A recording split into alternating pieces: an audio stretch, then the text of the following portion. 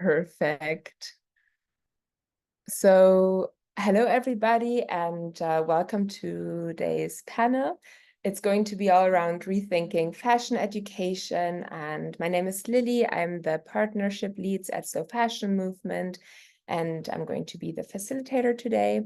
I'm very excited to lead you all through this discussion, and yeah, I'm personally very interested and passionate about how sustainability and education can work together to transform the industry, the fashion industry. And as we all know, fashion is a very creative, but also very extractive industry. And to build a regenerative and just future, we need to be sustainability to be more than just a model. Sustainability needs to be a shift in the mindset throughout the education system. So today we'll explore how learning frameworks can integrate sustainability, and we'll be talking about curriculum design, bridging education and the industry, and centering climate resilience, social justice, and perhaps student leadership. So I designed the discussion to be having one question per panelist, and to get started by introducing our great panelists today, we have Orsola as a panelist. She is a leading voice in sustainable fashion, co-founder of Fashion Revolution, and founder of the groundbreaking upcycling label From Somewhere. And she also is the author of the influential book Loved Clothes Lead, which was also translated into different languages. Then we have Yophi. She is a designer, researcher, and founder of The Future Mode, which explores sustainable fashion and durable design. Yophi has also developed education programs in collaboration with institutions like Fashion for Good. And then we welcome Diana to our panel. She is an emerging fashion designer and Staffordshire University graduate, and she has already been featured in London Fashion Week and Vogue Runway, for example. And last but not least, we welcome Darshana.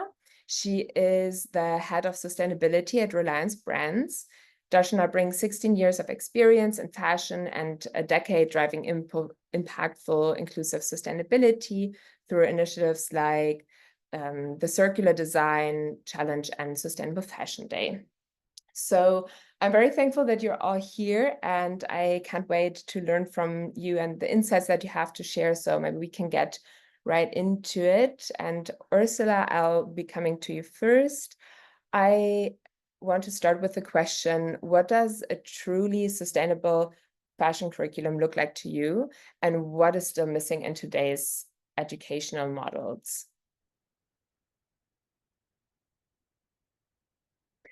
You're still unmuted. You're still muted, sorry. Firstly, one small correction. My book is called Loved Clothes Last. It's a difficult question because, well, first of all, I'm not a formal educator. I am a mentor. And of course, I interact and interface with several universities all over the world. And it is that globality that renders curricula so difficult, because we can't really ever generalize too much when it comes to something that so deeply will eventually affect the supply chain. And therefore, we're preparing our fashion students for very different lives. So curricula really should be reflective of not just the fact that sustainability in many ways is millennia old concept, but a relatively new science. We've only really been taking it seriously recently, and opinions are changing constantly. Certainly not helped by decades of greenwashing. So what I can tell you is that it's difficult to introduce sustainability within the curricula, in many cases because educators actually belong to the generation just before sustainability becoming so important. Hence, they themselves grapple So there's not been much in terms of educating the educators and infiltrating it that way. It's up to their individual passions to introduce the topics that they believe to be relevant. But of course, we as experts know that there are topics, there are issues, but creativity is a different beast. And you need to be very involved yourself before you can actually use your creativity as a service to others.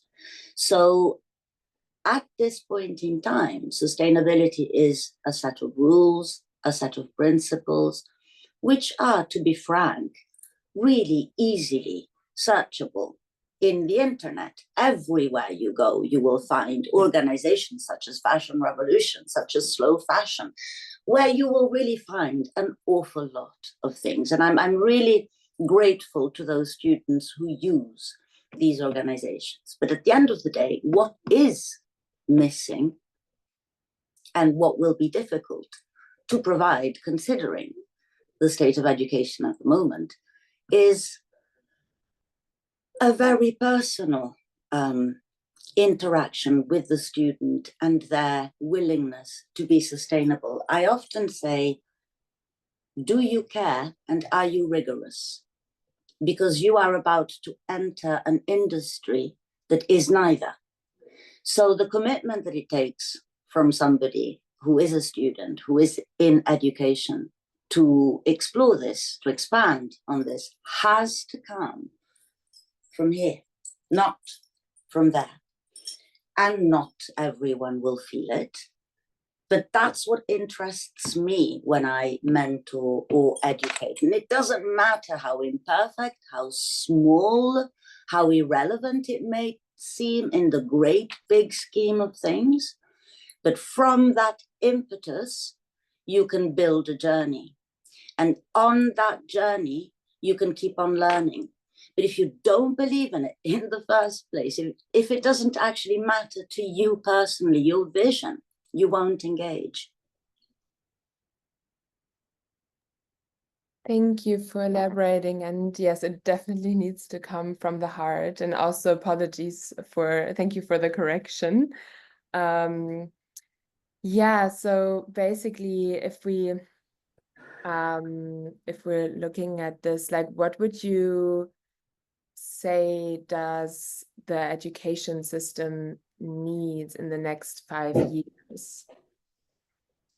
It also very much depends on what you mean by education. I mean, there are very different types of schools where people learn very different aspects of the fashion industry. So, it is never, in my opinion, a one answer, one thing, what is needed. I mean, I guess what is needed is the demand for it. Because, we've certainly seen, in the last couple of years, a total regress when it comes to the interest in sustainability. While 5 years ago, I would happily go to a university and say, you will not be employable unless you know about the basic circularity, sustainability, regeneration, and so on and so forth. I wouldn't say that quite so confidently these days. What is missing, and again, a very difficult subject to approach, is a different mentality in terms of which students and how we push them forward. So the majority of fashion schools really focus on the designers, and the industry really focuses on the creative directors. I mean, we are seeing the most ridiculous dance of the same people at the top of some mountain, going from one job to the next, same faces, same clothes, same brands, same everything. And that is in itself very representative of the industry, hence of education for that industry. And this has created untold damage to skills of millennia, and certainly, since industrialization, even within machinery, within the skills of the actually industrialized fashion. And we're not applauding those roles, we're not applauding those skills. Let me give you an example. I can be in the top designer school, and as I said, everybody focuses on finding the new creative director. There may be somebody potentially less brilliant from a Western focused design perspective anyway, but who has skills, and when they sew their seam lines sing, that person should be as rewarded and feel as rightfully there as the uber creative that's been given all the space on the catwalk show. And those skills should be appreciated and teamed potentially with those of others, but with the same importance. I mean, you know, we should really have seamstresses, superstars, just as we have designer superstars. And this is an attitude that is affecting our industry at large. I work a lot in Italy, where at one point there was a pocket of real best practice. And these jobs, factory work, coding textile machines, young people just don't want to go in them. And yet being an accountant or an engineer is no more exciting. But it's the visualization of the supply chain. It's the idea we have of factory workers. And that's been terrible, that this industry is snobbish enough to have actually rendered invisible precisely the people that make their products and their profits possible. So if education could actually start to change this attitude, that in itself would be helpful for the industry at large. Yeah, maybe that's also a good point. So to bridge, like to talk more about the bridge between academia and the industry. Yeah, because I guess it's really important to talk about this bridge. And there I wanted to ask Yophi actually on how we can better connect academia and the fashion industry to ensure that students are prepared for and can influence sustainable practices in the real world. Yeah, academia doesn't really prepare for the industry, to be honest. It's actually a myth that it does. There's a massive, wide gap of something else in between. I'm a mentor of many emerging designers, and I do see this gap very clearly. So, and academia is connected to industry. It takes an awful lot of money from industry to create projects in sponsorships. So I don't think that's the issue. I think that the industry isn't prepared for those people that want to change it from within. You know, the reality is that all brands are made of people, but if you struggle for something, if you unite with your colleagues within a structure in order to make changes, but then when you get to a certain level, it's going to be profits and costs that will be determining all of your, you know, whether those changes are possible or not, you're stuck. So in a way, we have to prepare students the other way around to an industry that won't listen to them. And how do they connect within that industry with others? And how do they carry the burden and the time of knowing that there needs to be a change and being the one that have the responsibility eventually to make it happen? I hate it when we say, oh, but the young generations, oh, but the young generations, my foot. It's up to us. So it is up to industry to welcome these changes in the first place, and industry doesn't want to. So the best way that education, in my opinion, of course, has to really support students is to actually prepare them to be the alternative to this industry. Prepare them to scrutinize this industry and say, hang on a minute, yeah, okay, let's see how I can potentially do something else. And that would be teaming up with others, working with communities, spending your time in Cantamanto Market, you know, as an internship, as opposed to, you know, gracing the corridors of Chanel. So thank you for like your insights and the add-on. And yeah, I'm also curious to hear like what Yophi thinks about and has to add to the question. Yeah, I think it's a very valid question, and something that I not only experienced also as a student when studying, but also now as an educator. And there are many different projects that try to like merge this idea and bridge that gap, but for very many reasons, it hasn't happened yet. And I think it's also about giving students also the space to be taken seriously. Of course, yes, they are students, but they will end up also in the fashion industry and in that career path in this way. And it's nice to be able to talk not in a hierarchical way with the fashion industry and not only as an intern, to be really able to give feedback on what students need from their perspective as well. So when I design my classes, for example, when I used to teach, I always left space to have like a discussion, an open discussion. Of course, there are things that you need to discuss. There are things that you need to give to the students that they need to be taught. But it's always really good to have space for questions, to ask like, what do you want to talk about? What do you think is interesting at the moment? To really have an open dialogue in that sense. And I think also it's really interesting to really think about how can you bridge that gap from uh, not only from the educational perspective, but also from the perspective of the fashion industry. It has to come from both ways, I think. And as Ursula also said, not every education is the same. So some are very specialized. So it's not a one size fits all answer. It never is, unfortunately. Otherwise, we wouldn't be here having this discussion. But it's yeah.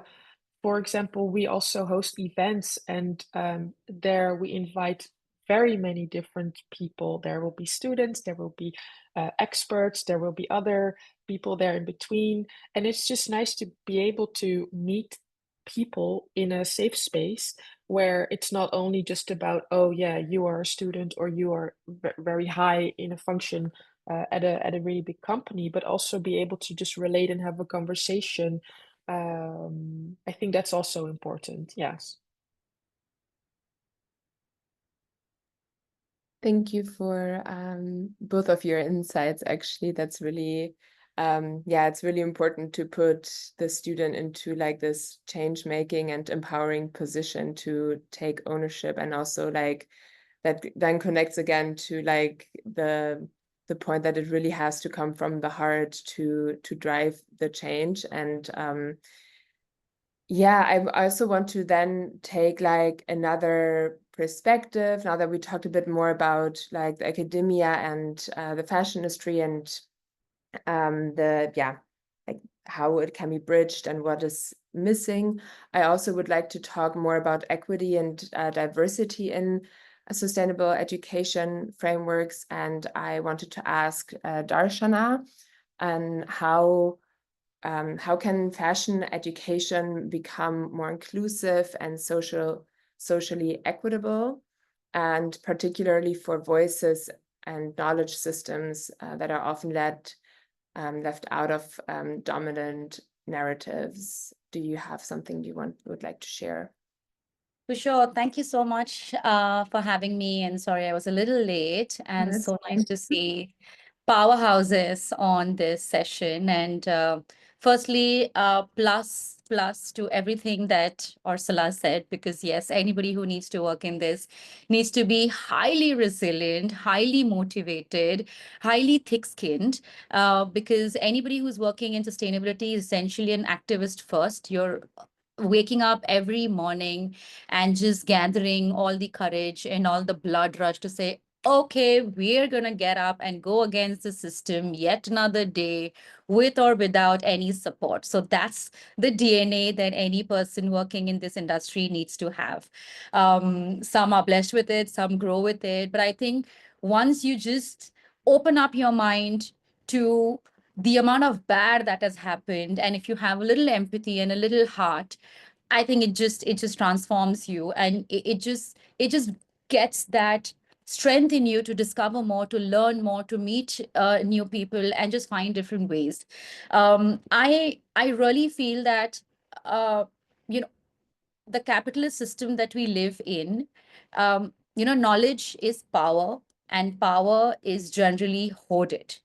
And I do feel what's happening with education and knowledge around sustainability is somewhat similar to how the biggies were holding on financial literacy, right? The whole idea about how you compound your wealth, how you make your money work for you, and then you have a great life. This was not information open to all. This was to the top of the pyramid, to the 1%. And I think the capitalist world does not want everybody to know how the world will change if sustainability becomes a practical solution, if regenerative systems come into play, their entire dreams and systems are going to crumble. So I think it is a structured approach where sustainability continues to be an optional module in any sort of education, whether it is fashion or any other industry. So I think we will need to break that down and make it a mandatory subject. And also then how do we make it inclusive? To answer your question, I think is we need to think of systems thinking. Anybody now, let's talk about fashion. If anybody is coming to study fashion, it's not just design. We're teaching people GMT, how are you making your clothes, how are you marketing it, how are you building business models, etc. I think we need to take a step back and ask students, this is how it is going on. How can you do differently? Because that's essentially what we need now. So whatever is written in the books today is not serving us. We are still looking at the 5 P's of marketing, the cost, place, etc. We are working with really old systems that have actually led us to where we are today. And if we want to change the course of how business is done, we're going to have to take a step back and maybe have a dialogue, like Yophi was saying, with the students, because these are fresh minds. If we go through the regular method to say, okay, this is your curriculum, now you have understood how do you design, how do you make, where it goes, nobody talks about. So instead of going through the modus operandi, let's say, okay, you want to make a garment, and this is going to be the impact of it. How will you do it differently? And then when we think about inclusivity, why don't we start thinking about systems thinking? How can we actually tell them that every action is affecting somebody else in the supply chain? And how do you do something that will be a win-win-win for all? I think the entire model works on concentration on the top, like Orsola mentioned, and all the pressure down at the bottom. How do we ensure that that pyramid becomes a cylinder and everybody is doing equal amount of work, getting equal amount of pay, and getting equal amount of recognition? So we really need to crumble.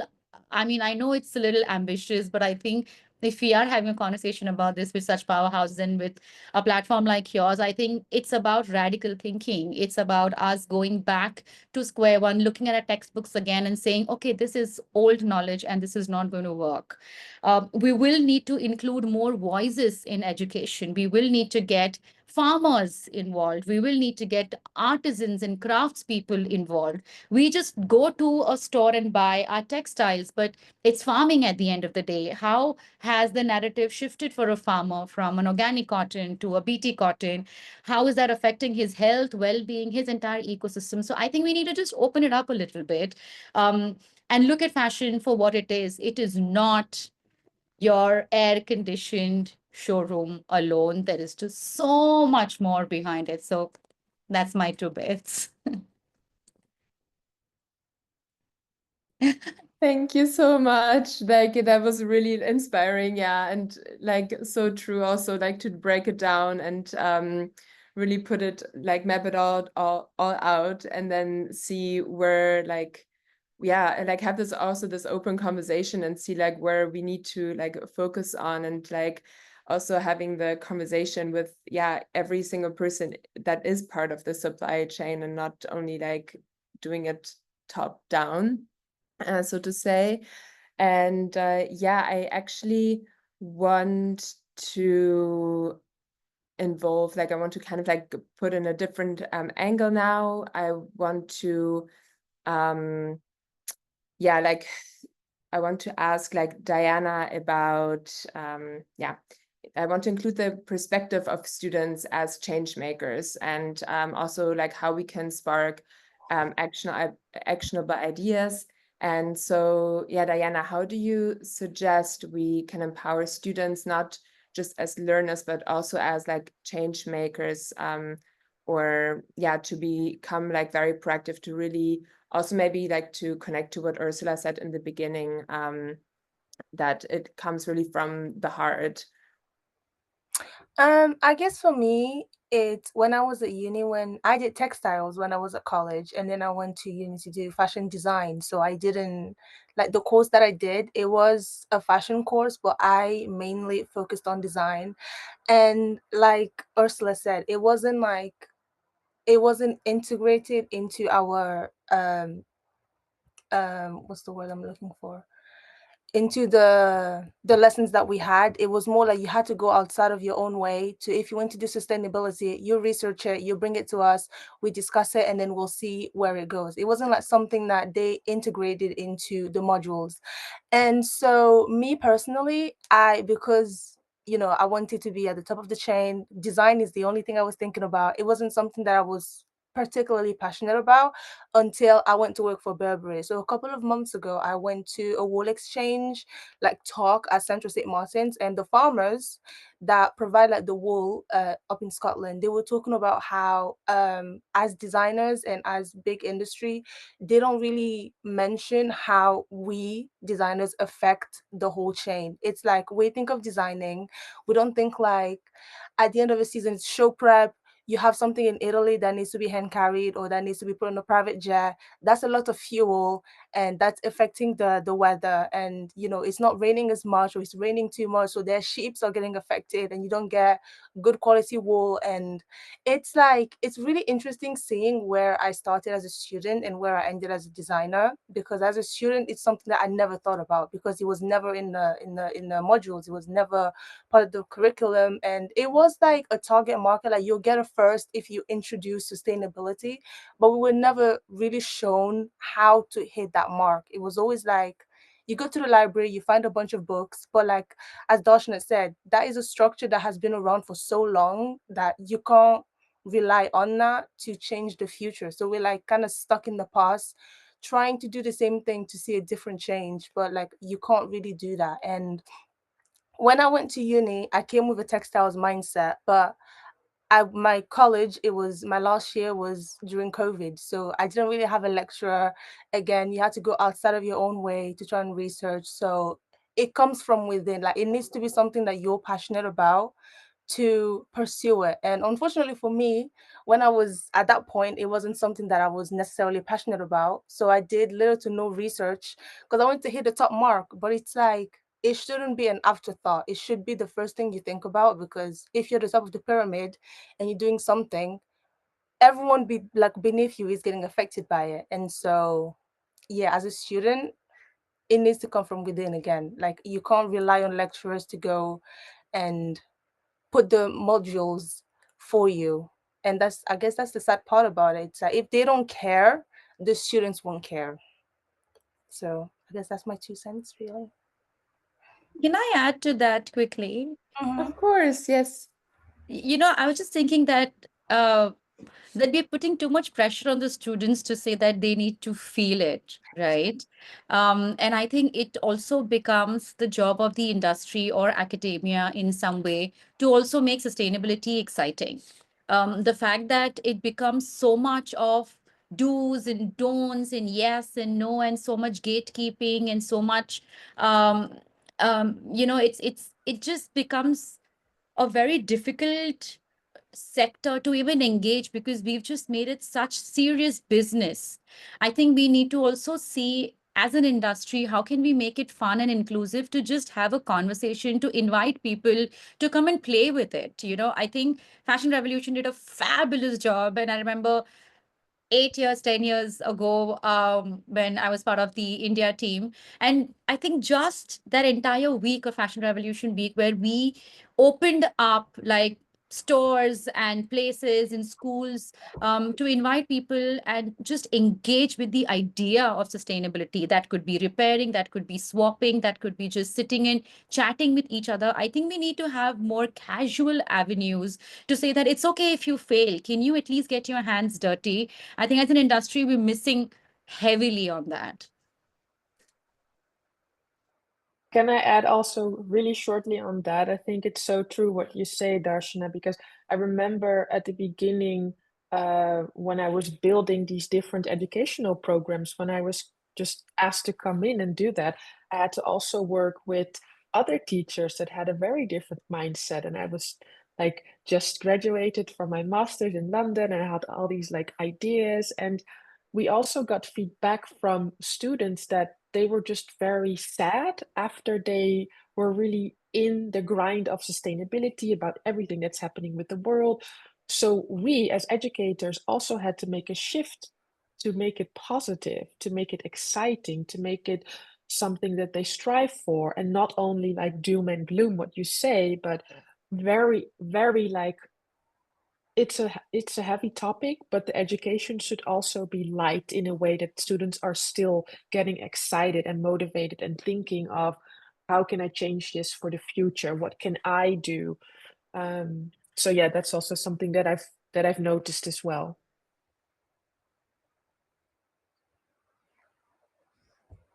Thank you so much. I actually really enjoy it when the discussion goes, like naturally in a different, like goes just naturally.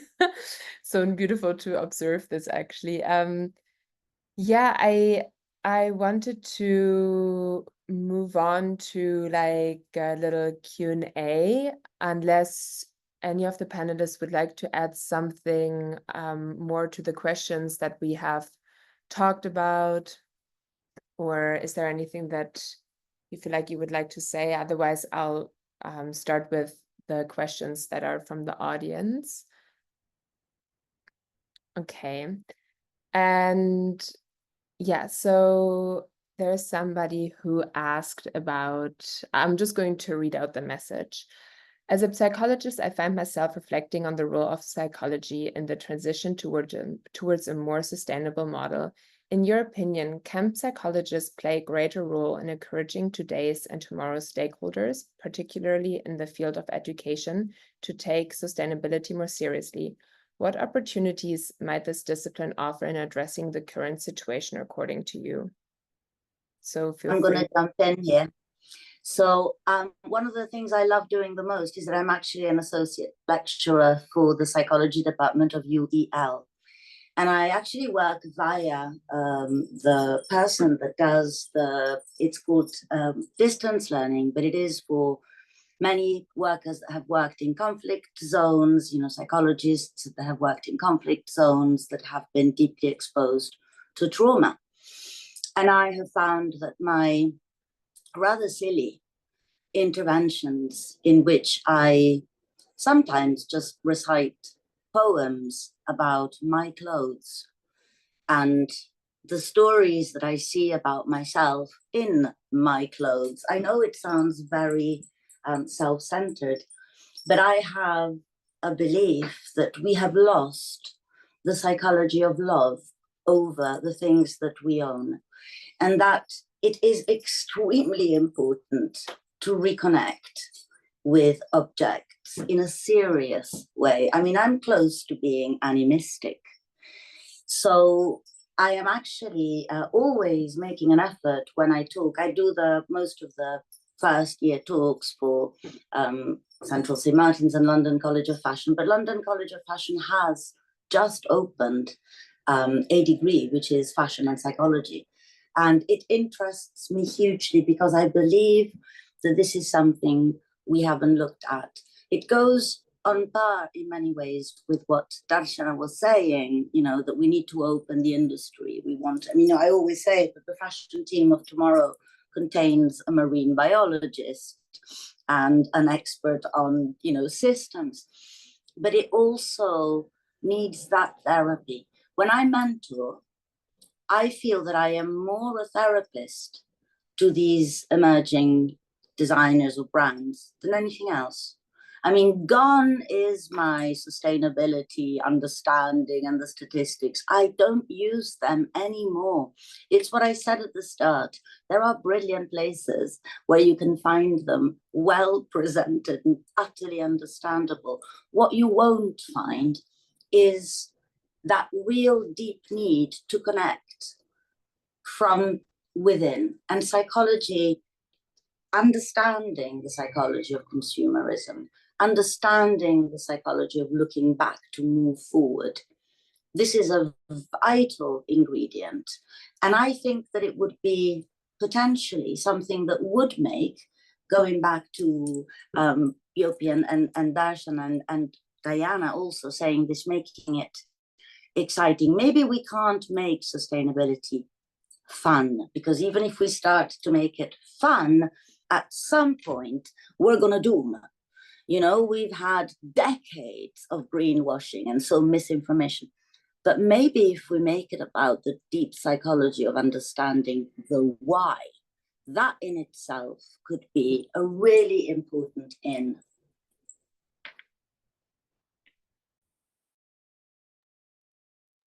Thank you for your question.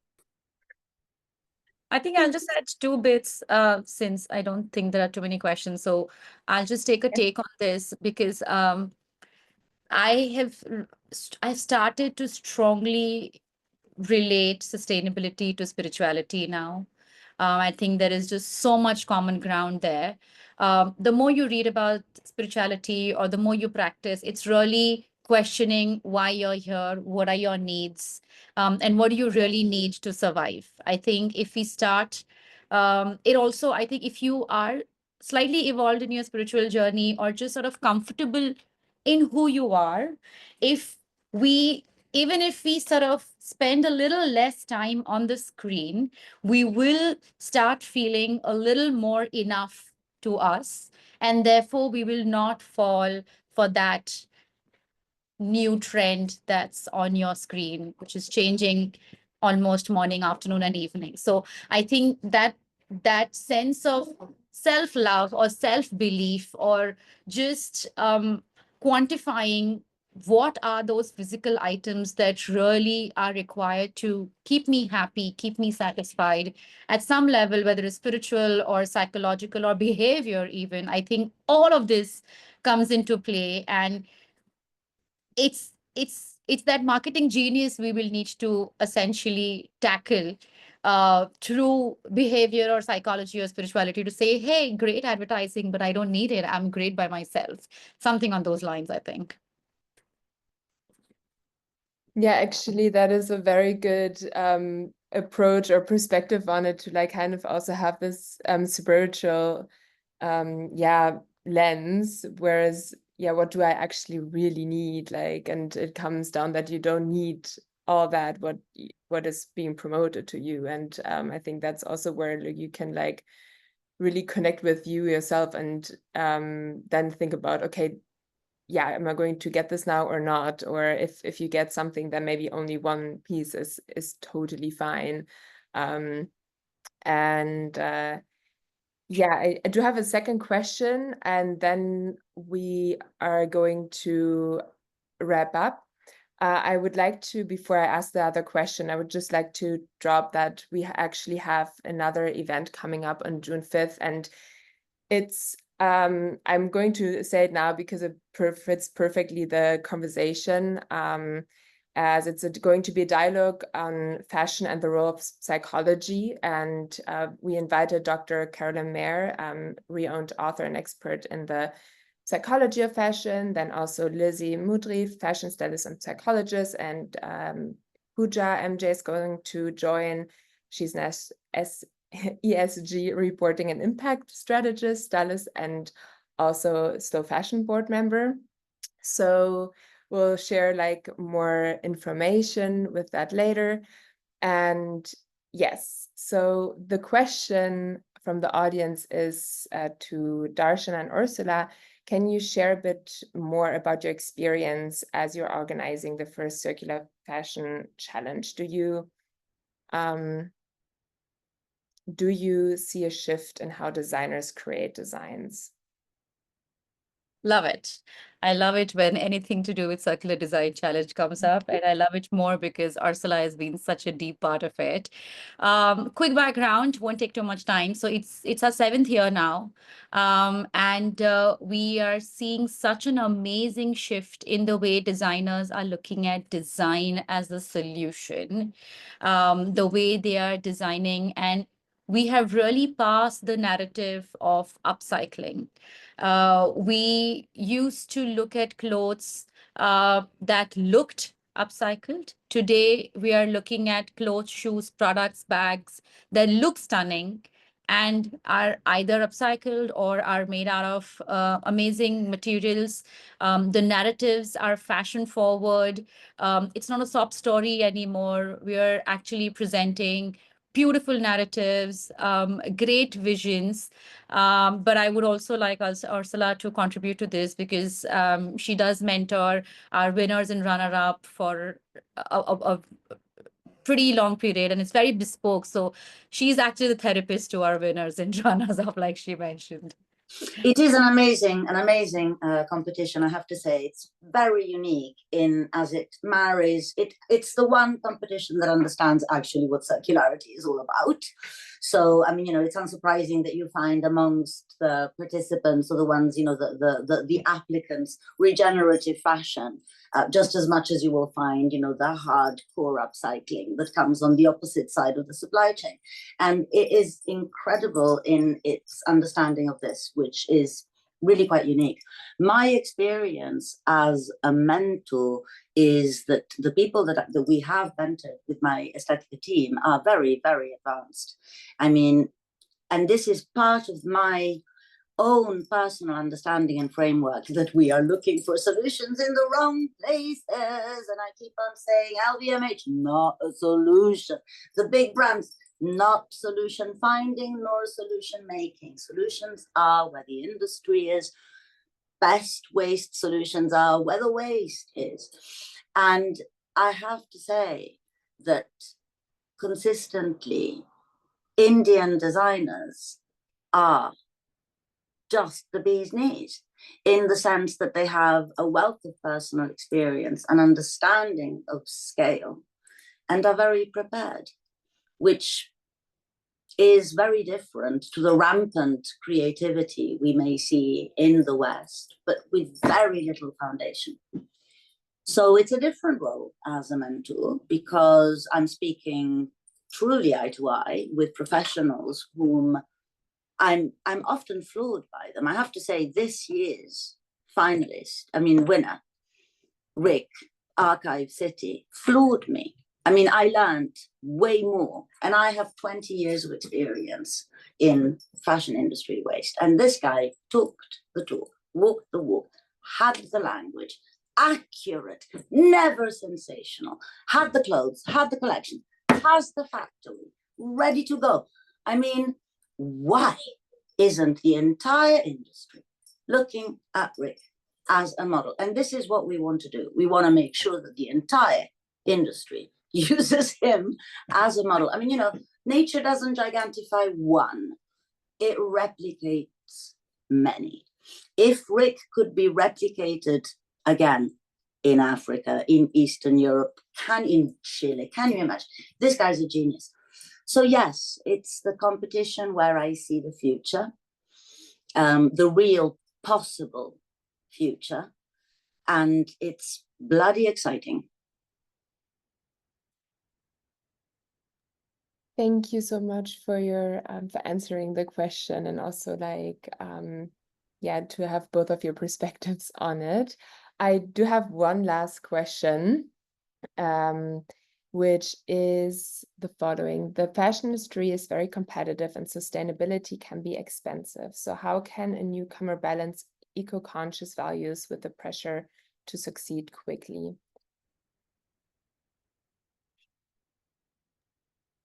Yeah, difficult question. As in, I presume this is a question from a design perspective. If so, yes, Sky, please say yes. But yeah, as a fashion designer myself, studying also at London College of Fashion, I did my master's there, and when I finished my master's, I was very much not excited to make garments, in the sense of I really wanted to rethink me as a fashion designer, also contributing in a different way, and changing systems, really trying to figure out, are there exciting projects that I could do together with other partners, to really engage more in a collaborative way and not me as an individual making another collection or other things. I think it's much more about collaborating, and also collaborating with disciplines outside of the fashion industry. What Orsola also said before, it's really important to, for example, work together with a biochemist or with a industrial engineer. So I think in my own practice, I am exploring every day the changing role of the fashion designer, because it is changing and it should be changing. It's not only about me as a fashion designer making products, it's also about thinking about how people buy. So the psychology behind the newness of things. Why do people always feel the constant need to buy more and more, and it's never enough? So I think as a fashion designer, it's also really important to question your own design process and also your own purpose. And how can you really engage in creating impact in a way that's not just an impact that's easy for you, but also something that's beyond the greater good of what you want to do yourself. So I think it's important to really think about how you can change the idea that it's only about success and quick fixes, and that you need to be sustainable. You really have to be sure that you want to be a designer, because as Darshana said, you're in it for the long haul. It's not something that's easy. It's very difficult to be a designer. And you need to make sure that that is worth your time. And otherwise, also, it's so important to do that in a collective, to also not try and do it alone. I don't see the sense of doing those things by yourself.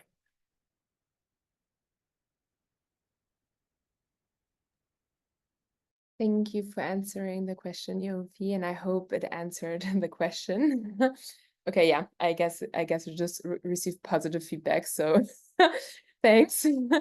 I wanted to actually start wrapping up, and wanted to thank you all for the inspiring insights, and also like having this open conversation around sustainability and the learning frameworks, and how we can bring it together. And I thought about one nice way to also partly wrap up our session today is to hear from each of our panelists, basically to complete the sentence of the future of sustainable fashion education is ... So maybe if you want a moment to think about, or maybe somebody has already something that jumps up right away, then please feel free to start. Yeah.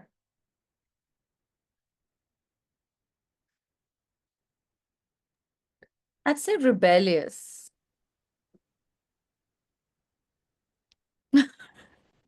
I literally just did a quote today. I love fiddling with my phone, and I did a quote that said, "I repair, therefore I rebel." And then Oh, love it. hang on a minute, is it actually I rebel, therefore I repair? And then I went back, I repair, therefore I rebel. But I think that they're the both. I'm going with you, actually. I think I'll go with rebellious too.